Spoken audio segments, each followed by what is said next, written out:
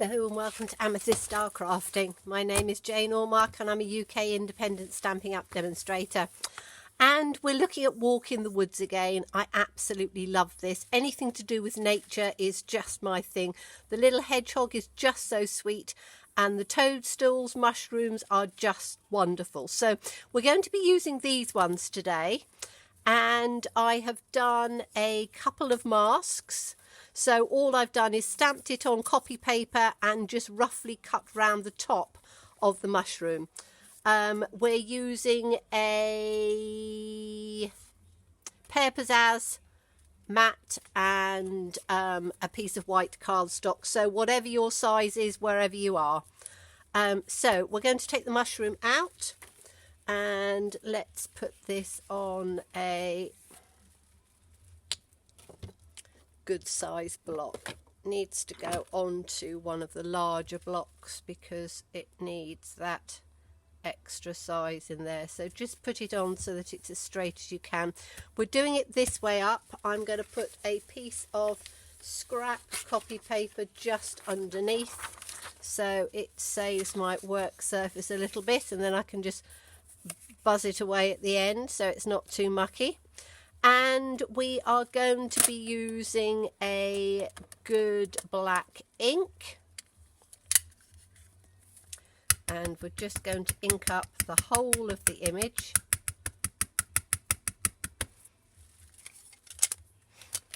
Whoops. And then we're going to start. We can start at the top or we can start at the bottom. Let's start at the bottom. So you're going to put it down at the bottom. So it just comes up like that. Then we need to take our little mask and we're going to put that in over the top on there.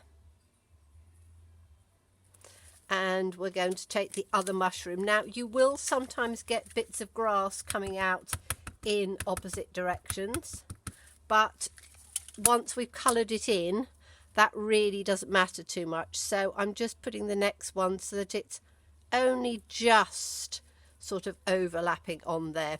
So as I say, you have a little bit of grass in there, but that really doesn't matter too much. Then we're going to take this piece and mask this out. So we now know where our positioning is of these ones. So we're going to ink it up again, and we're going to put this one in through on the top, and I'm going to take it sort of into the centre like that. So just keep those ones in, and then we need to move this mask up just onto here, and we'll have the last one just going out in this direction here, and I'm going to bring it up just a little bit higher so this one comes off at the edge like that. Okay, so we now have our mushroom sort of cascading over the paper and masked through. And as I say, you can, if you want to, fussy cut each one of those little pieces out if you don't like this bit, but once we've finished colouring it, you really won't notice that very much at all. So I'm just going to clean this up with my Simply Chamois. Take it down and give it a clean up that way. I probably need to give my Simply Chamois a bit of a rinse. It's very warm today, so this will work in quite nicely. Okay, so now we have our image and we are going to colour it in. Now I'm going to use the blends for the tops of the mushrooms, and I've got the light and the dark in the cherry cobbler. So we're just going to take this round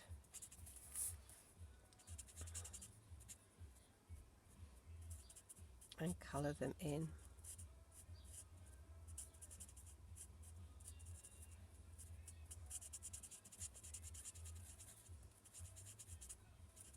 I'm using the bullet point because this is just sort of coming out a little bit, and you need to get the ones that are running off the page as well.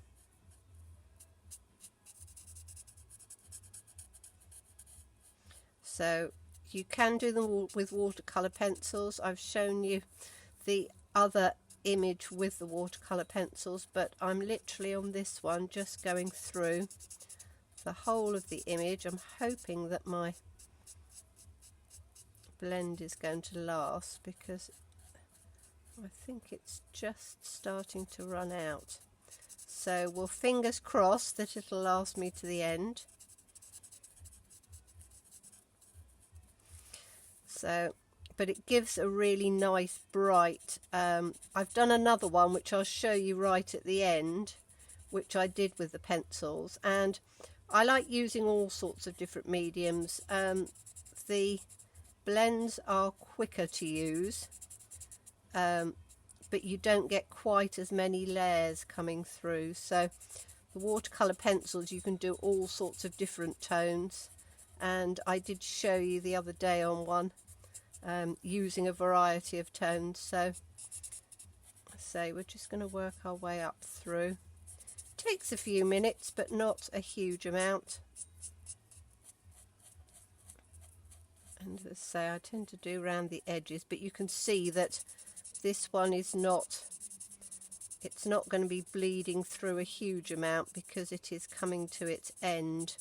The blends are disposable. They come in packs of 2, a light and a dark, so it makes colouring really quite easy because you only have the 2 shades to work with. So but yes, this is you can tell it's coming towards its end. I think I should be all right. Fingers crossed, because I haven't got a spare one, but we should be all right with it. So I'm literally just going over each one of them, and in reality I probably should have done it the other way round. Let me turn it round this way, because if you don't really want to be running your hand through on it, particularly if yours is a new blend. It will make it a little bit juicy, but mine isn't, so I can put my hand over the top of it. So as I say, we're just going to go over each one of them.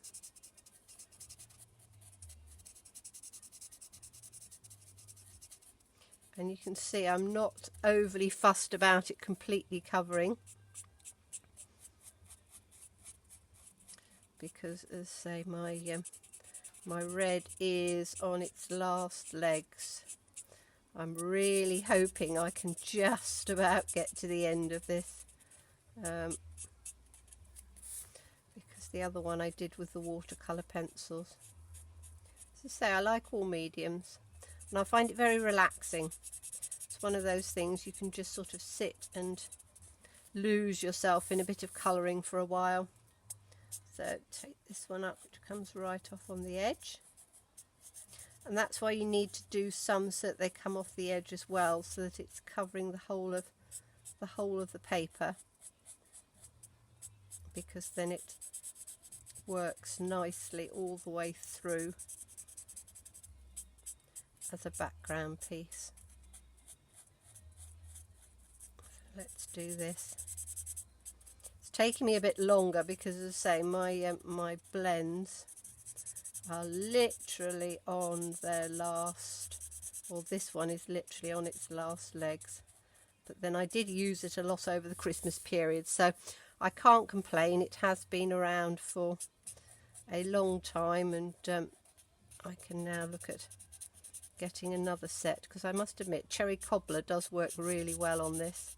You could use real red, any red really, but this one does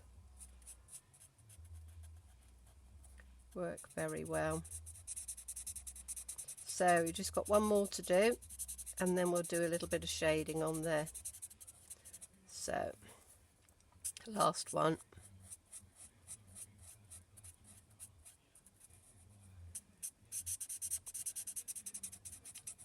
think in a fair wind we're just about getting it through to the end. I'm doing it very sort of lightly on there because, as I say, there's not much alcohol left in this one, but we should just get it to the end.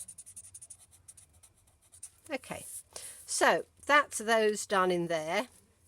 Then I'm going to take the dark, and I'm literally shading on that side through. So if I take this side of it, what I'm going to do is do the top one. I'm just going to take it in just over this piece on here.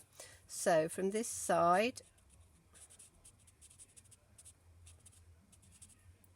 just over where the shadow is, and again on that side just over where the shadow line is, and do exactly the same. I always work with the lines that the artist has drawn for us because it does make it very easy. Now you can go over the top again to blend them in, but I think that this will actually work without doing that. So we'll have a look when I've done them all, because once it dries, it does just take, the alcohol will evaporate, and then it gives you your colour left at the end. So as I say, I'm just going over this side because this side is just going to give me the dark shadow piece that I want. So right over on this piece, and then just up on there. That one doesn't need doing. This one we've just got a little bit on here. That one down to the end, just up a bit. Okay, so we've now got that sort of dark shadow coming through on there. Now I'm going to leave that to dry a bit. As I say, you can take your blender pen and go through over the top of it and just blend it in if you want to, but as you can see, my mine's running out, so I'm not going to do any more on that, but it doesn't really matter. So those are our cherry cobbler. Then I'm going to take which I use quite a lot on these, I'm going to use the ivory. I really quite like the ivory. So and in fact I might use the bullet tip on this one. So we're literally just going through and taking the inside of the mushroom. Crumb cake's a good colour, but the ivory really does give that sort of mushroom type texture on there. And to work out where this bit one comes, so it comes down on there.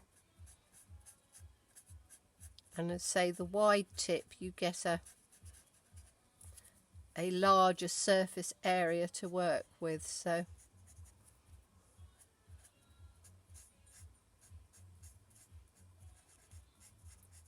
again, I'm doing it quite sort of roughly. I'm not spending a huge amount of time on this, but it will look really good when we get to the end of it, because it's one of those things where you don't have to, because it's a line drawing.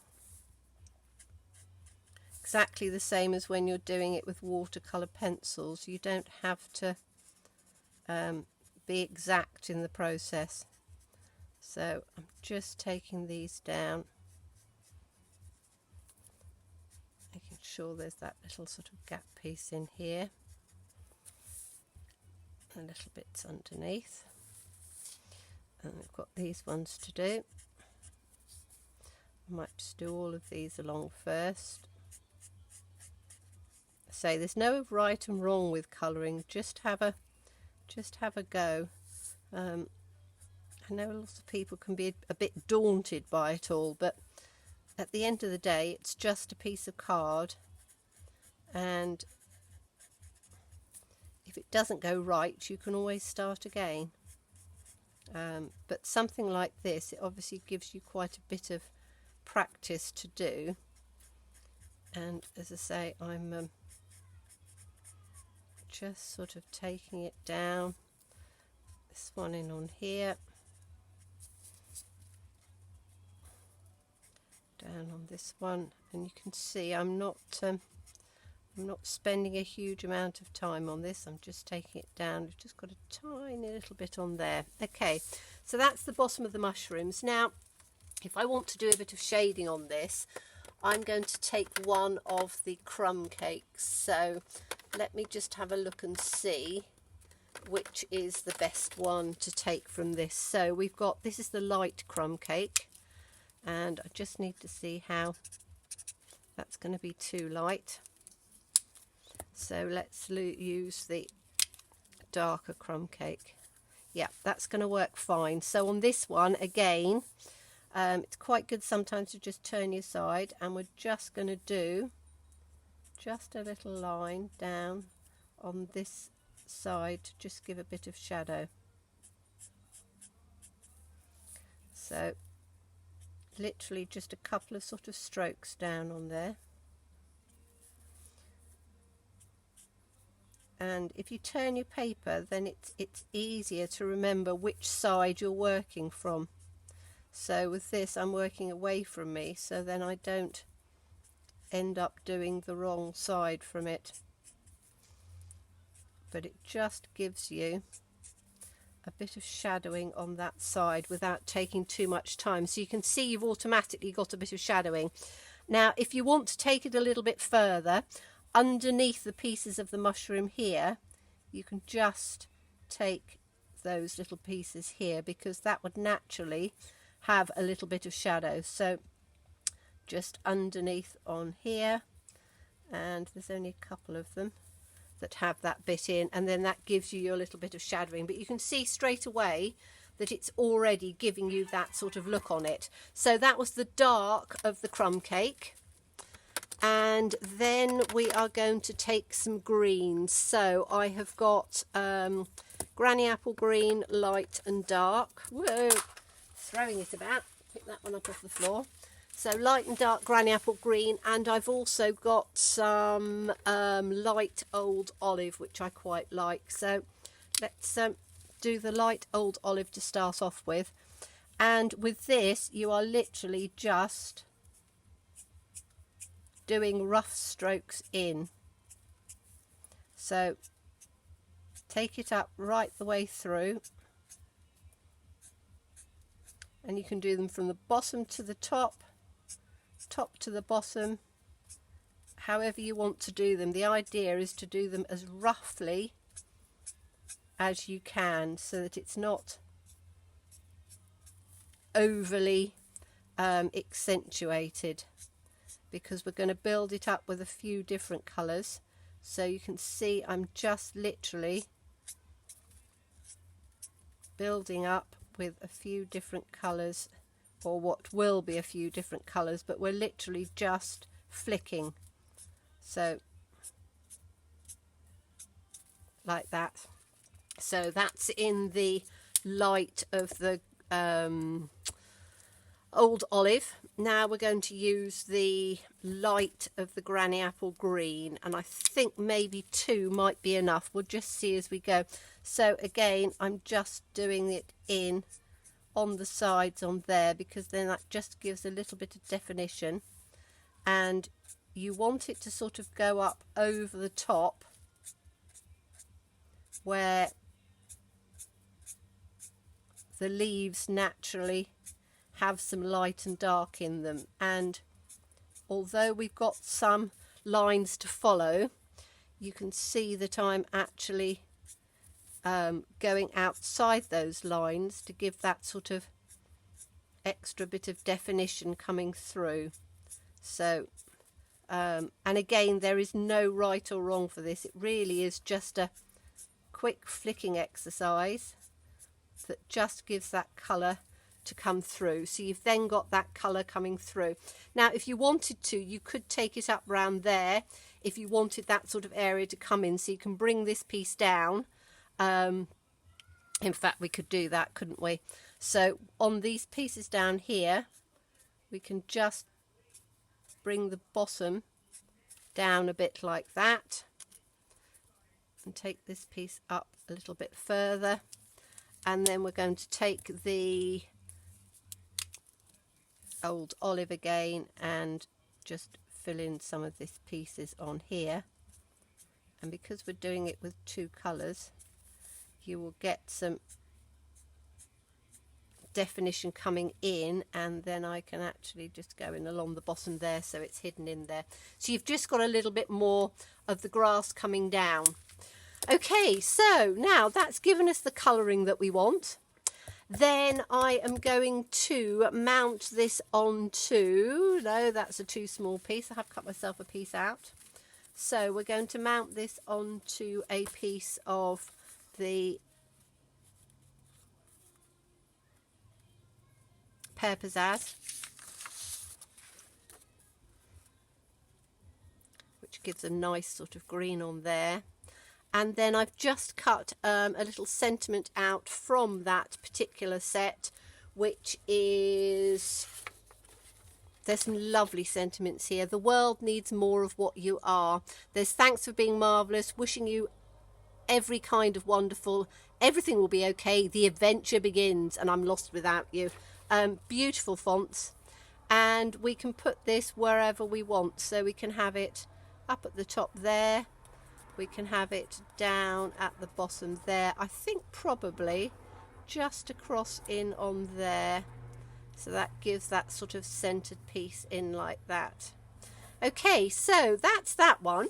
Now I will show you the one that I did with the watercolor pencils, and obviously this took me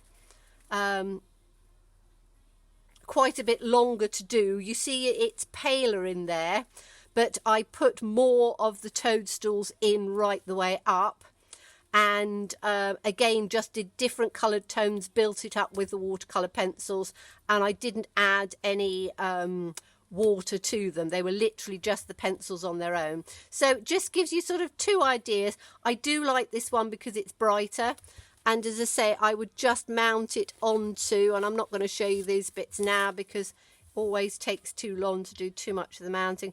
I just mount it onto a white card base, and you then have a really rather pretty card using the walk in the woods and just the toadstool. Now if you wanted to, you could cut out a little leaf and add that in there, but I think as it is, it stands beautifully alone.